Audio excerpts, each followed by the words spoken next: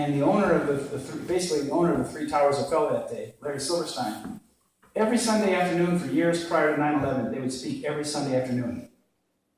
So this indicates that these characters had a very close relationship. Netanyahu being the godfather of the war on terror, and Silverstein being the godfather of the destruction of the World Trade Center. I mean, the three buildings belong to him after all. And he even said that they pulled Building 7, sorry. Now this is Mayor Bloomberg, who remained the mayor of New York City for 12 years, unprecedented in New York, 3 terms. He was the mayor. And in that function, his primary function was to suppress the truth of 9/11 from coming out by threatening the firefighters and police guys and any of the agencies in New York. He oversaw the suppression of 9/11 truth. So if this guy enters the presidential campaign, it'll be more of the same. None of the candidates, of course, want to talk about 9/11 truth. But here he is showing Netanyahu, Mr. and Mrs. Netanyahu, the memorial before it was finished in 2011. At ground zero. But Mr. Netanyahu, it was no surprise for him because the designer of the memorial is himself a friend of Mr. Netanyahu. He's an Israeli guy named Michael Arad, that's him. He's the son of Moshe Arad, who is the Romanian-born Israeli ambassador to the United States, and he was born in Romania. He's the guy, this guy, a friend of Netanyahu, just happened to win the contest to build the World Trade Center Memorial. So you see, from the first time that this idea was sort of like pushed out there in 1978, through to the planning of the crime and setting up the crime, all the way to the creation of the legacy, you have people who are closely connected to Benjamin Netanyahu and the Likud coalition in Israel, the terrorist group. Here's Mr. Silverstein when he got the keys to the World Trade Center in July 24th, 2001. There's a history about how he got those keys to the World Trade Center. He got them from Lou Eisenberg. Lou Eisenberg was the executive director of the Port Authority. And they had decided to privatize the World Trade Center for whatever reason. And they made sure that it went to Larry Silverstein. And these two men sit on the same board, which is called the UJA, the United Jewish Federation in New York. Larry Silverstein was national chairman. Eisenberg was on the planning board. And here's Mr. Silverstein with Mayor Bloomberg. This is Larry Silverstein's partner. He's an Israeli.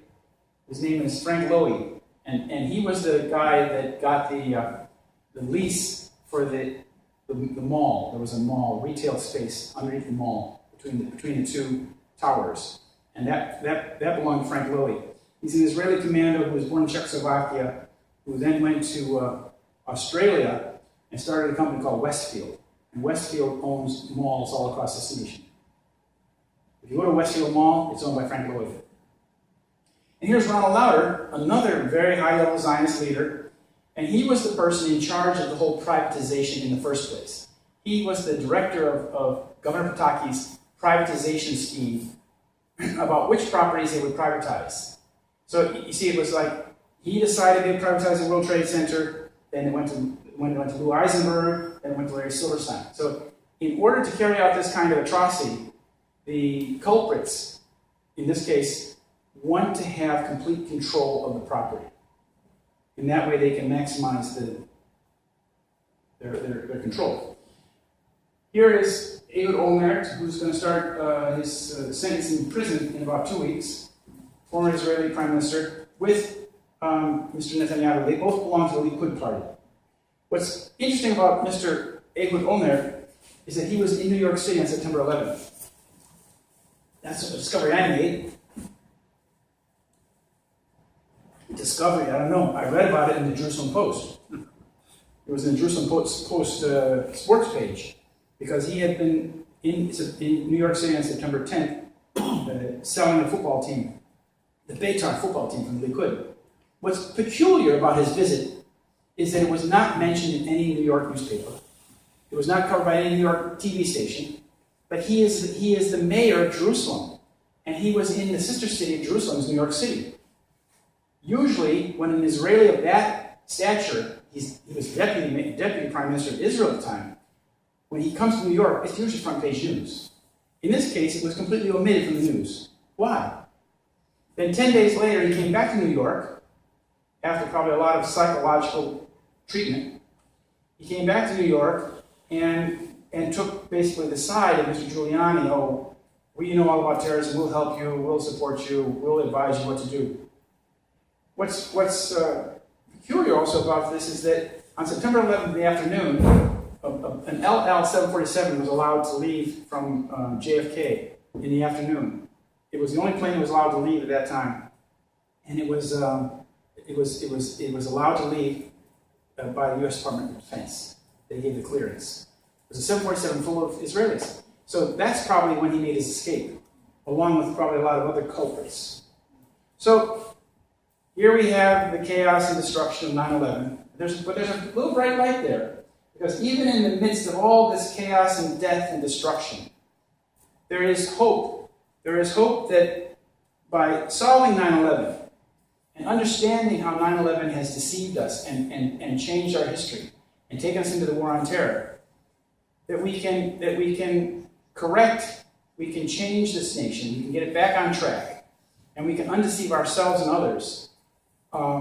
There's a growing movement in this country of people who want 9/11 truth, and it's essential, because if we don't undeceive ourselves of the deception of 9/11, if we allow the deception of 9/11 to go on, then we will be basically enslaved to the war agenda that followed along in its midst. And as you can see, they promised us, Dick Cheney and George Bush said that this would last for decades. They meant it. They meant it. And if we continue along with this agenda, the Zionist war agenda, and constant war in the Middle East, and taking on Islam, and taking on Iran, and fighting Russia, all in the name of terrorism, it will destroy us all. So, in the final analysis, it is in our personal best interest, and in our national best interest, and in the interest of humanity, that we disabuse ourselves of the deception and realize that we've been frauded and cheated. And the only way out of it is to understand the truth. So, with that, I want to thank you very much. I want to thank Henry for putting on this event, and thank the people who cleared the snow today. That was very kind, very helpful. And thanks to the people who allowed this event to happen. So now, if you have any questions at all, I'd be happy to answer them. Why don't we take 5 minutes, get some coffee and donuts? Let's do that. Coffee and donuts in the back, and think about your questions.